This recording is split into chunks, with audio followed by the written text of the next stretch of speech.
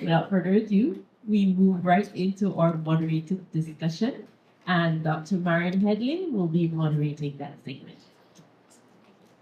And the discussion topic for the panelists and the audience, both in person and online, is opportunities and challenges for revitalizing SIDS economies and food and nutrition security through sustainable use of marine resources.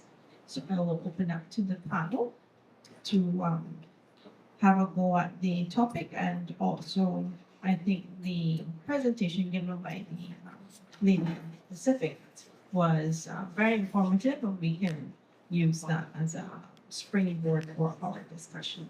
Okay, so over to the panel. Thank you very much. Yeah, just briefly, we have heard quite a comprehensive set of presentation dealing with all aspects regarding the challenges for SIDS countries to meet their expectation of improve and increase food security through the use of ocean living marine resources. In my view, a case has been made this morning for the SIDS countries to improve their benefits, economic, social benefits that are possible coming from the use of living marine resources. In order to improve that, there are a lot of challenges that have to be met, a lot of refocusing that has to be done, and also it needs the total involvement of those persons who have been participating in industry from the standpoint of sustainable livelihoods, the fishermen. Government have to recalibrate to ensure that the enabling mechanism is in place to realize these goals. So I would like to start with that as the springboard for further discussions or questions from the audience. Well, following on your comment,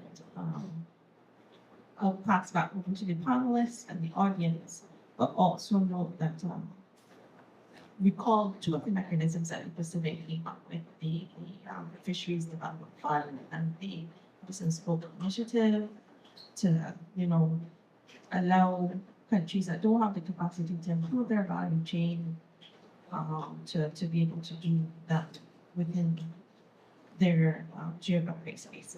Okay, so back to the board or the audience.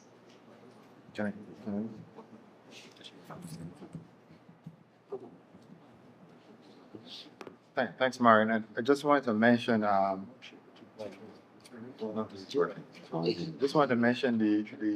CARICOM initiative led by the government of Guyana, the president, the 25 by 25 initiative, which is reducing the food import bill by 25% by 2025.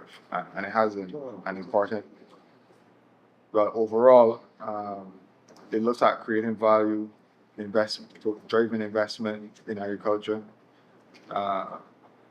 specifically in this fisheries sector. We're looking at some estimates of 86 million in additional value chain estimates, but it requires attracting investment. It requires tooling and retooling of fisheries stakeholders for better management of fisheries, for new fishing gear, perhaps, fisheries, mariculture and aquaculture, perhaps an expansion of the community's palate for fish. We love the reef fish, but we can't keep taking the reef fish. And if you compare to other regions in the world, there's a much broader palette of fisheries options that and as Milton said, we're possibly underutilizing some of these fisheries resources. And critically as well, looking at climate resilience in in the fisheries sector. CRFM and Cardi and CARICOM Secretariat and other folks have been investigating the various insurance mechanisms and other investment opportunities and finance flows for fisheries.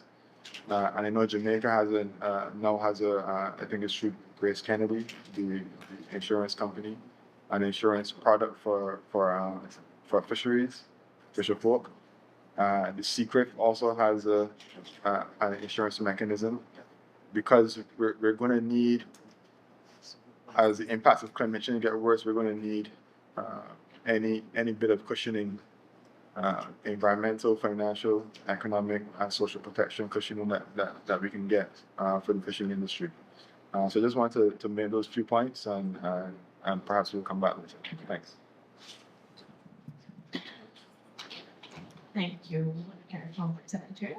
Okay, Minister Civic Needs. Yes, from our standpoint, St. Nevis, in looking at it through that lens, I wish to support a lot of what has been said in terms of the CARICOM's 25 by 25 agenda and the thrust. Now, we recognize as a very small state in and the aspect of St. Nevis that one, we have to look at it through multiple perspectives. Aquaculture is one of the areas that we have recognized that lends for us climate resilience, and we've been invested in aquaculture significantly. We had a mission to Florida just last year, where we would have learned, some of the tricks of the trade, if you say, that they are utilizing there, that we could now transfer to our own country. And we've been working along with a number of organizations to help and develop that as well, both for further research and development, but also to ensure that we maintain our food security. Beyond that, though, it's just so many different areas that we have to look at, the training aspect, because our fishermen, sadly, were just, prior to now, only used to doing 20 miles. And in areas we have EEZ that stretches to 200. And so at the end of the day, we recognize the limitations that we have. And there's so many areas that we have to tap into as a people, as a region, to be able to maximize and sustainably develop. But the drive from CARICOM is helping to drive investment in some of these areas now, because it has enhanced the focus of our countries that we need to take this serious and we need to invest in it.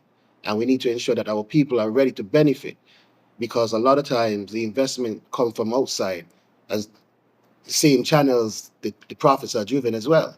As we heard in the case of the Pacific, only 10% of their industry is retained, and we don't necessarily want that for our region. It's a call as well to our fisher folk to recognize that we have gone through this, unfortunately, through sugar. We have gone through it through our development, where we only get a small portion of the pie when the investment comes from elsewhere. And it is to now band together, do the necessary developments so that we can increase substantially our own intake, but do it sustainably and ensure that we are focusing on the realities, climate change being a major one. Some of our actions lead to degradation, and that being another factor. But focusing on our realities, but ensuring that we, one, mitigate, but also drive the effort to maintain that for generations to come, and educate our young people to not be afraid of the ocean, because that's one of the issues in St. Kitts and Nevis. A lot of our people not even able to swim, and we're surrounded by waters. But that fear we need to remove from our people. We need to drive the factor of sustainability, and look at ways that we could invest for resilience against all of these factors. But for us, that is the multifaceted approach is really what is our new thrust and our new drive, to make sure that we look at it through varying perspectives. Thank you. Okay, thank you, Minister. And we have an online question from Mr. Andrew Cole. I'll just come over to Adelie so she can repeat it. Hi, Mr. Cole. Thank you so much. And I just want to start off by making a very important point for us to mull over. Sustainable livelihoods are sine qua non if we are to realize true sustainable fisheries. And I really like the fisher centric approach to some of the presentation. I would like to congratulate all the speakers for the excellent presentation. And many critical issues were raised, particularly the hypocrisy of many others in quotation mark who demonize fisheries while tolerating other sectors such as oil and gas and tourism and others, which exacerbate the existential threat of climate change. Enough said about that. Another critical issue is that of property rights, which, as you know, is not restricted to actual land. As you all know, aspects of property rights can be ascribed to resources, aquatic resources, ranging from full property rights and other elements of property rights. What is key for small-scale fishers is right of tenure and right of access to resources. I would like to suggest that priority should be given to clustering among fishers and fishing enterprises as a strategy, a strategic business approach.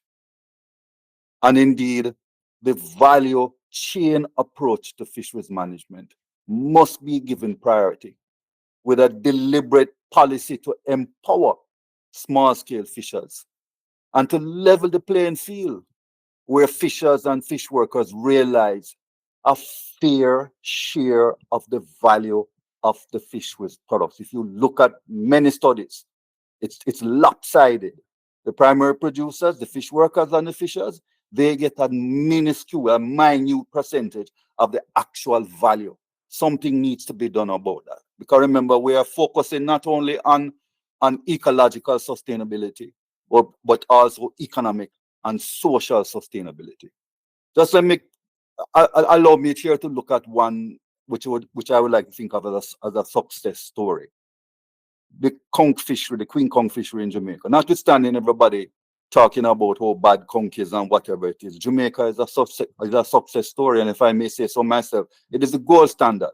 What we have is a situation where we are coming from 6,000 metric tons of landings, and we went all the way down to 500 metric tons. And how we achieved this was to look at all the proper frameworks and investment, as well as cooperation with the stakeholders. In the early days, no management move was made unless there was consensus with the stakeholders. So it is key. Remember, fisheries management is not managing the fish. It is a culture change. It is changing the behavior. The stakeholders must be involved. But at the end of the day, we end up with a fishery that was unsustainable, that the earnings from the fishery was cents on the dollar. Cents on the dollar, and we were producing 6,000 tons of conch, and we cook it down to 500 metric tons. And the earnings is several orders of magnitude greater than what it was. So I would like to suggest, I'm not saying it's perfect, but it is an example to look at the development of that fishery and to see what steps were taken. Very many hard decisions were taken, but many of the elements of that is required for sustainability and sustainable fisheries were employed in this. I have many other things that I want to say, but I know I'm talking too long, Chair. So I'm hoping that this intervention will spark some discussion among your panelists. Thank you so much. Intervention from Mr. Gary Gore. And the intervention is, in our efforts to attain our 25 and 25 security goal, what is the role of strong fisher folk organizations and the responsibility of governments in fostering the development of said organizations? So I will pass this back to the panel and also highlight the Caribbean network of fisher folk organizations 25 by 25 action plan, which is CRFM developed in collaboration with the CNFO to address this 25 by 25 initiative. So over to the panel, anybody would like to take that? It's really just to reinforce how people like me from the outside see the fisheries governance in the region, and it will hold true in the 25 by 25 initiative. And to this day, what I'm speaking about is the fact that every occasion of the CRFM and regional fisheries stakeholders in the region, the fisher folk are present, and they have a say, and they have a vote, and they make decisions. And there are many other resource users that are as well organized with national fisher folk organization and a regional fisher folk organization, and having a seat at the ministerial council. So that's already the base ingredient for a robust contribution to the 25 by 25. I don't know the details of the Fisher Folk Action Plan, but I'm sure somebody else can weigh in on that. But I just wanted to highlight that from folks like me, in the environment and other spaces, the Fisher Folk engagement. That inclusiveness is looked at as the goalpost that we're trying to reach. Very important question, and it's also getting to a critical issue that I think we need to deal with. The fisher folk, the stakeholders on the ground, they need to be closely involved in driving everything that we do in terms of utilization, management, protection of the resources that they depend on for their livelihood. And it goes to the issue that Ambassador Joseph raised. What has happened over the years? The fact is, there was a time when globally, the community, stakeholders were managing their own affairs. And I read an article some weeks ago about the Maasai in Africa, in Kenya, in Tanzania. And for thousands of years, they live and graze the fertile lands in Africa and sustain themselves and their community, and they were quite happy. And many years now, I don't know exactly when, but colonial times, they have been gradually restricted, initially by the colonial masters, from operating on the land that supported their ancestors for thousands of years. And now the Maasai community in many areas in Africa is in complete confusion, desperation, and poverty, because they are not allowed any longer to continue to survive and gain their livelihoods and living from the land that they used for so long. And instead, a lot of the areas have been made into national parks, are areas for tourists to visit and other investors. And the Maasai people are marginalized and suffering. This is really just amplifying what Ambassador Joseph said. And it's a real thing, because when you step back and look, you have to ask, who is actually making the decisions? Whose thoughts, whose standards are being implemented in many of our fisheries in terms of actions that are taken to protect, conserve, etc.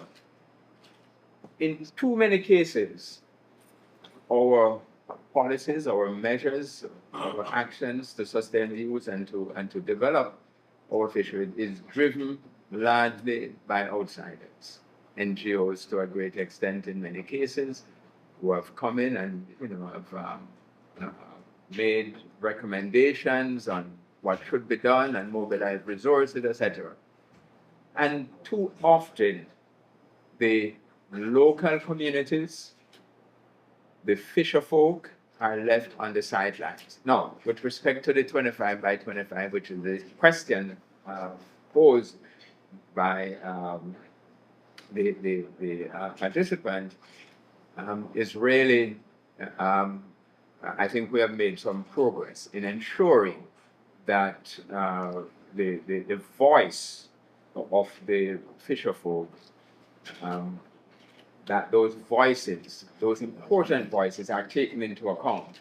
So over a few months, we coordinated, facilitated consultations with the fisherfolk through the national and regional fisherfolk organization, and developed a plan with them, with their ideas, to ensure that they are able to influence and to some extent direct the path that we go forward in fisheries to address and contribute to this very important policy decision of reducing our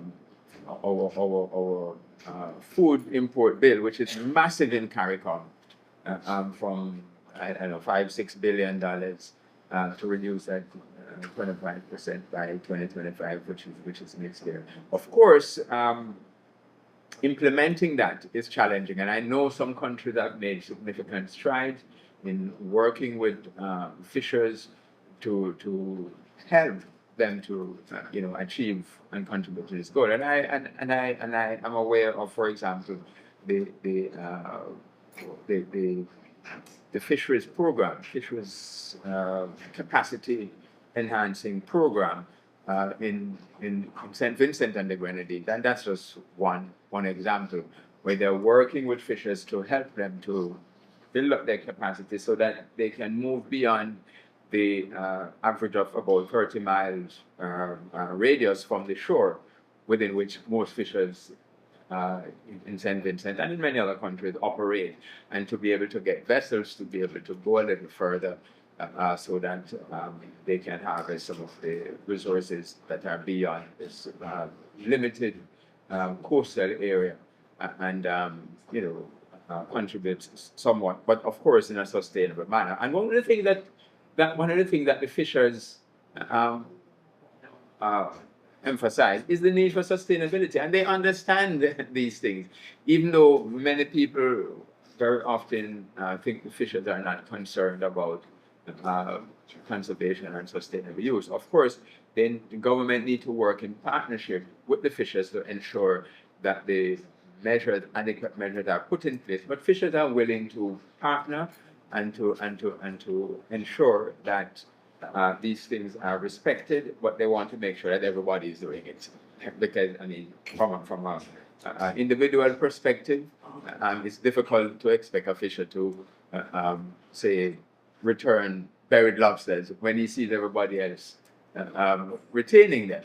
So it has to be done on an even playing field where everybody is working together and ensuring that the conservation measures are protected and that adequate measures are in place and implemented in a fair manner to protect the resources. And we are seeing fishers more and more getting involved in that type of thing. And we need to make sure that their voices are always heard and they're a part of the process of determining what regulations, what measures, etc., are going to be put in place, both for development as well as for protection and conservation of the marine environment and the fish that they're harvesting. So, but just stepping back a bit, there's really a lot to be done in the fisheries sector to get us to where we want, and we cannot make progress unless we develop these strong and stronger partnership with communities, with community-based organizations, and all the stakeholders who are interested in the sector. Thank you. Okay, thank you very much. And we have an online input from Mr. Peter Murray, also related to the CNFO action plan. And in addition to what the executive director would have said about reducing our food import bill, and the fisheries sector contributing to that, we also have in that action plan a goal to increase marine capture fisheries production by 10% by 2025 to the CRFM member states. I'll just hand over to the audience for any input or comment or queries, and then I will up this session.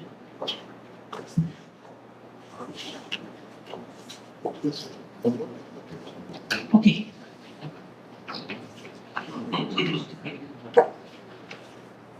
David Headley, local fisherman. In Mr. Jones's presentation, I can think I remember saying that he was informed that the fishes are going deeper and further out. Since I am the Minister of Fisheries from St. Kitts here, I'll ask a question. Antigua, the shelf is very close, 12 miles down, and then it goes on. Suppose one day I find myself chasing some groupers, and I end up 10 miles off St. Kitts, so what else? I think you well know the answer to that.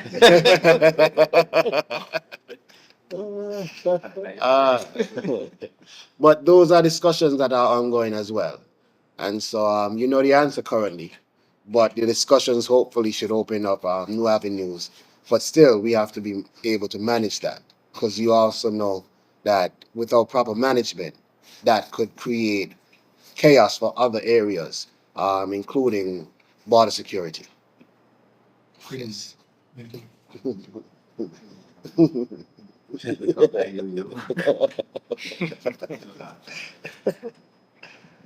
Yes, George.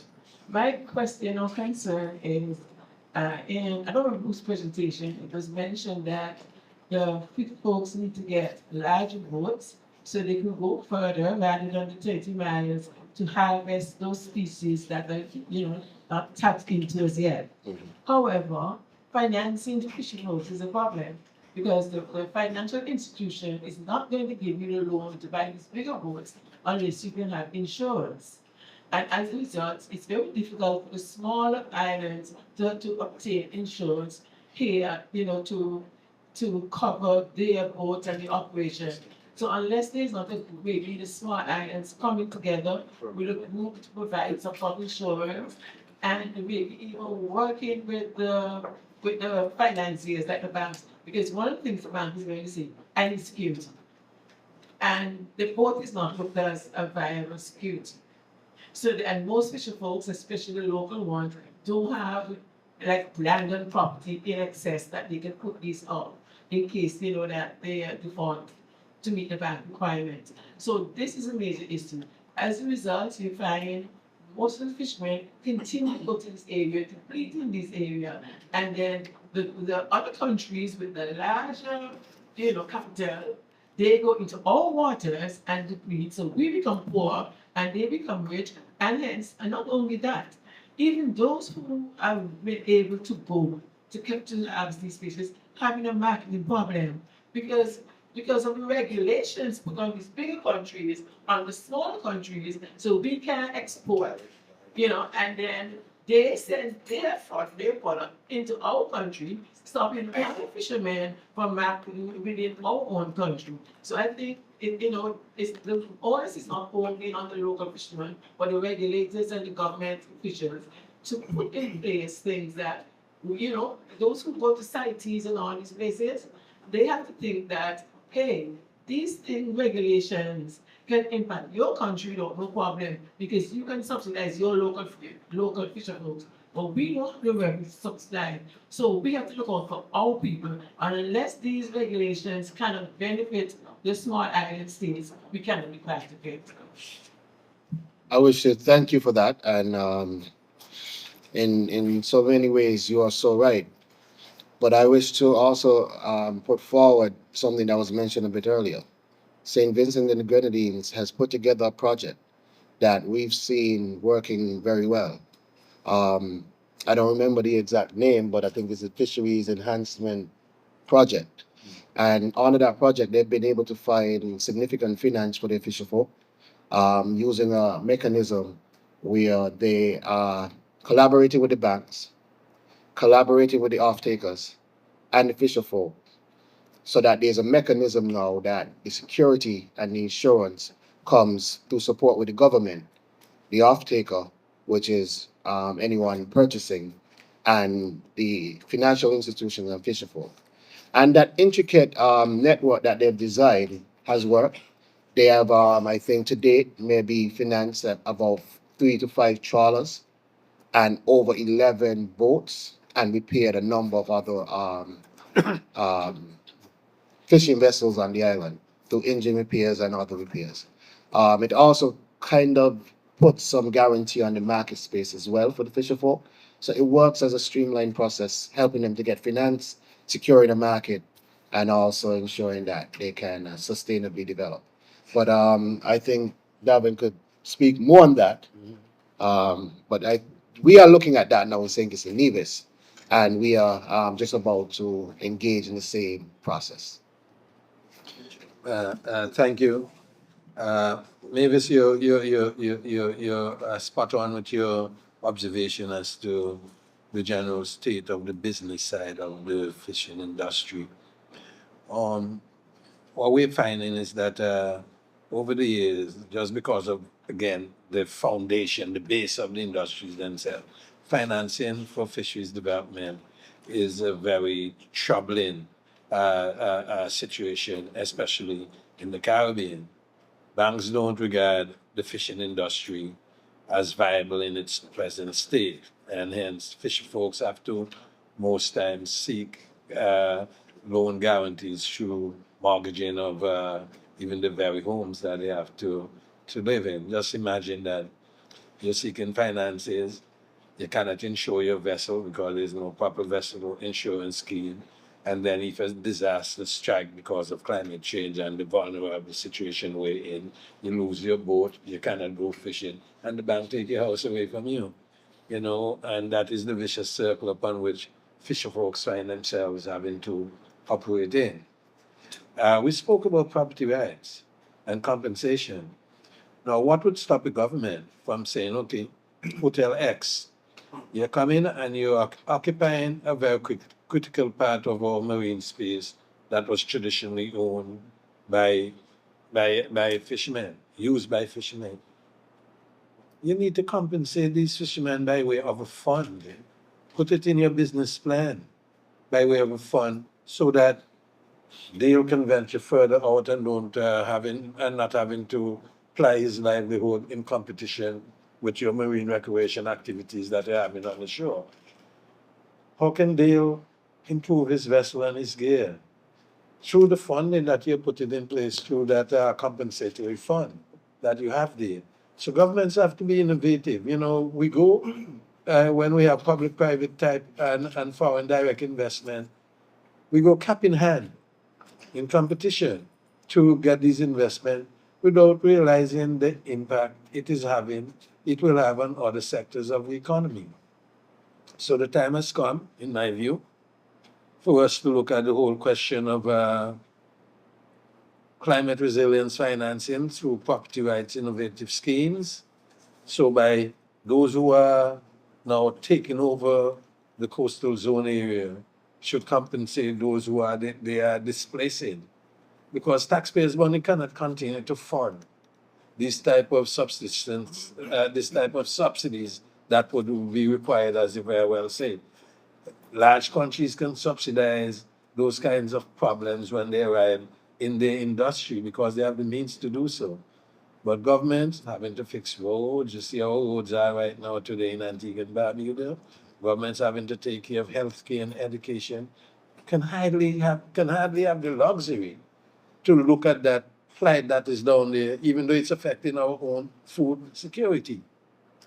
So I believe that the SIDS program and the whole question of developmental financing to mitigate the effects of climate change have to look deep into the livelihoods of those who we are expecting to save these countries and create the kind of resilience that is necessary for food security. It's a very, very, very deep issue. But as I say, fisheries is an orphan child. Until we put it in the mainstream and realize its power and its effect that it can have on society today, we ain't gonna reach nowhere with that argument. And it brings us back to tie to the question that was asked before. The fisher folks have to be their own vanguards. They have to be involved every step of the way. Those organizations that can help to create that link between fisher folks and government and the body and private sector, like the ministry, the tourism type projects, have to step in and find a way to ensure that the role of our fisher folks, their sustainable livelihood, and our quest for food security through the oceans become a reality. Okay, thank you. Yeah, I just want to add a point about the insurance, because that is a very important issue. And a few years ago, 2018, we executed an agreement with CRIF, the Caribbean Catastrophic Risk Insurance Delegated Portfolio company, to provide insurance for the fishery sector. It's an initiative to provide insurance. And that has been underway now, and St. Lucia and Grenada have been piloting the parametric insurance company bought by the government to cover the fishery sector in the case of certain events occurring and creating problems for the fishers. Because at the end of the day, the issue of financing and insurance to provide protection for fishers, especially in this changing environment with climate change and the more frequent storms and so on that are affecting fishers, that's critical going forward. I know CRIF, having gone through a few years with St. Lucia Grenada in piloting the insurance scheme, they are now at a point where they are trying to attract additional countries to participate in that scheme. And that is something I would highly recommend each of our governments consider. At the end of the day, governments need to work closely with our fishers to address these needs, because these are the real business decisions and challenges that they face in moving forward. And the truth is, when you look back at how other countries develop their fisheries, in most cases it was through partnership with government, private sector, the banks, coming together and recognizing the priority and the challenges and the opportunities, and putting in place those common sense, sensible policies to move forward. And so Dr. Bellamy raised the issue of the WTO subsidies agreement and the impact that it might have on limiting, restricting countries, smaller and developing countries, from working in this collaborative partnership also with international development partners, whether it's countries or multilateral financing institutions. And so it is so important that we ensure that we have that policy space, that we have that exemption and flexibility to be able to work with financiers, donors, etc., to provide the type of investments and access to financing to move our sector forward. Otherwise, we're going to be, trapped forever in this underdevelopment, which really doesn't make sense. I mean, the time has come when we have to break out of this, and we cannot get out of it without access to this. Thank you. I've listened to all the nice words. I know that there's need for development and all this, but has anyone ever said to the developers that wants to coast again, ever, one time said to them, you're taking away something, what are you putting around? How are you going to take away the damages that we know you're going to do to these areas? Yes, we are saying displace the fisheries and putting fisheries further on, but the damages go deeper than that. The damages to the reefs, to the shoreline, the hoteliers and homeowners putting swimming pools, on the beach, there's one gentleman in there, has this big stones that he put on the beach and put sand on top of it. Because he doesn't want to be a part of the city. It's allowed to happen by so people in charge. Fishers will complain, but they ignore. What my question is, when are fishers going to be recognized as human beings, contributors to the economy? Because we do contribute a lot to the economy. When are we going to be recognized as concerned citizens, not just cash over people? When is this going to stop? That we put cash over people. We see it. We know because we come from this. The politicians come from within us. So they know they grow up in the same society that we grow up in. But when you get to the top, something changes. Seems the mentality changing. When is it going to come back to people, to being human beings like that? We talk about the effect on climate change. It's not going to stop until we understand. We all exist in the same space. We all are human beings. When is the recognition going to happen?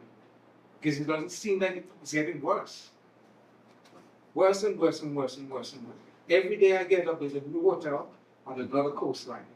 That's more damage. Has anyone ever gone and done an assessment on the damages being done by the hotels that are there? Because I know where hotels that have septic pits, I have pictures, on the shore. On the shore. They use these chemicals that run into the sea. Damages is immense. When are we going to do something about that?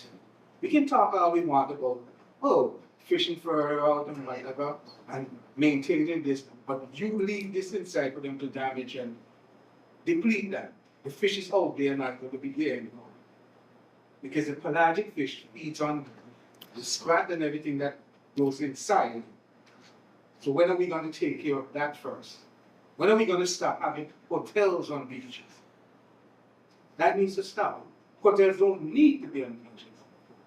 There's no need for that. There's nothing that you can see that says a hotel has to be on a beach. Nothing taught, nothing at all that says a hotel has to be on a beach. But yes, still, every developer wants to put a hotel on the beach. And not just on the beach, right on the sand. So when are we going to recognize all these are problems? And they're problems that can be solved. Because I've been to places where the hotels are miles away from beaches. And they still operate. They still get tourists in. When are we going to prioritize rebuilding? Because it's rebuilding now. I'm home there, I see the damages done to the reefs. So it's rebuilding. It's not no longer sustainable. They have to be rebuilt. So when are we going to do that? If I may just chime in on that just a little bit. Now, obviously, the matters you're addressing are not within my own personal jurisdiction. But I would like to say this. And you mentioned it. There must be coexistence. And I understand your concerns as a fisherman, and they're quite valid.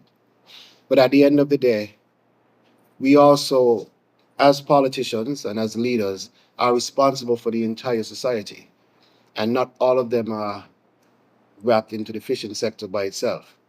And so, yes, tourism does provide a viable avenue. However, it must be sustainable. And you as a fisherfolk, if you see something that goes against rules and regulations, because some of the things that you mentioned are not permitted legally. And so if you see something going against rules and regulations, it's your duty as well to notify the authorities and report it. And, then steps and actions should be taken. But what I am saying is that we must have a collective approach. We recognize that our country, our society, and all of its resources ought to be shared across different sectors. We are here at a hotel. that is miles away from the shore. So you recognize that it isn't just on the seashore that hotels are being built, but there's some hotels that will be built on the shore. However, we must do it in a sustainable manner, and they must adhere to the rules. And so, from my perspective, what I would want to say to you is that I recognize your passion, but we also have to use that passion and remember that there is also a collective responsibility for government to not only look at a singular sector, but they are responsible for all sectors and ensure that we can share the resources sustainably across all sectors. But there's need for development of the fishery sector and protection of our natural fishing resource. So I agree with you wholeheartedly, but I also want to put into context that the fisher folk represent one sector that the governments are responsible for. An important and vital one, yes, but the governments must also consider every other sector, including tourism and its development. I recognize that, these are not simple solutions, obviously. But what I want the person to understand too is that when a politician has to weigh economic development against environmental destruction, it's a balancing act.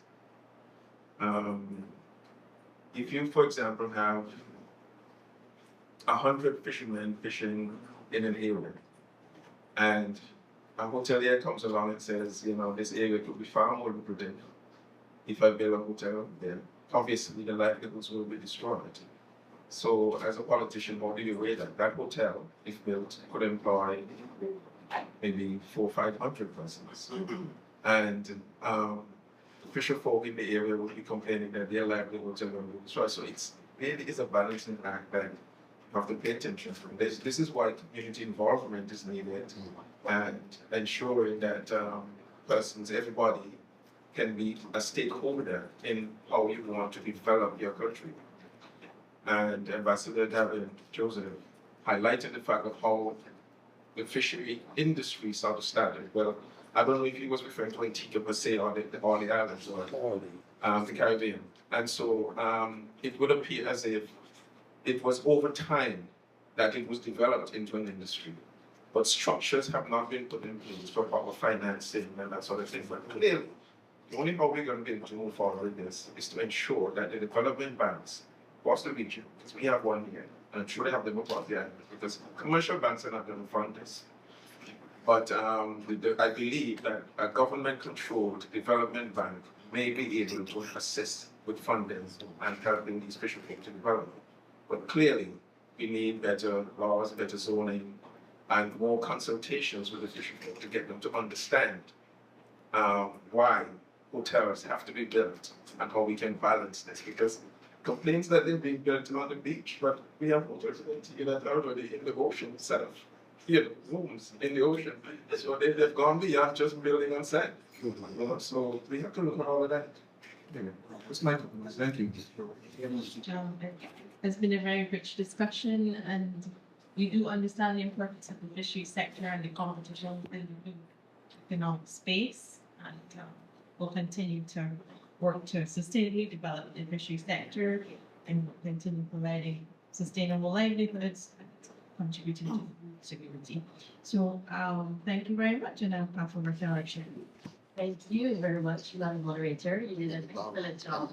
I just want to thank everybody for coming. We had, in my view, some really nice, fruitful discussions. Wish that we had some more time to go into more detail in some specifics, but as you say, tomorrow will be another chance. And I would like to continue to those that are visiting us, to continue to welcome you guys to Antigua and Barbuda. Those are from Antigua. I ask you to maintain the dialogue. This is a very, very important industry. One of the things that we did not mention from a food security standpoint, the fishing industry is the only industry that is local from a food security. That even hurricane hit us tomorrow, and we have proper storage of our gear and our boats. The next day, they can go out and still provide food for people. Agriculture can't do that. Fisheries is the only one. So with the challenge that we're having with climate change and unpredictable weather conditions, let us cherish the fishing industry.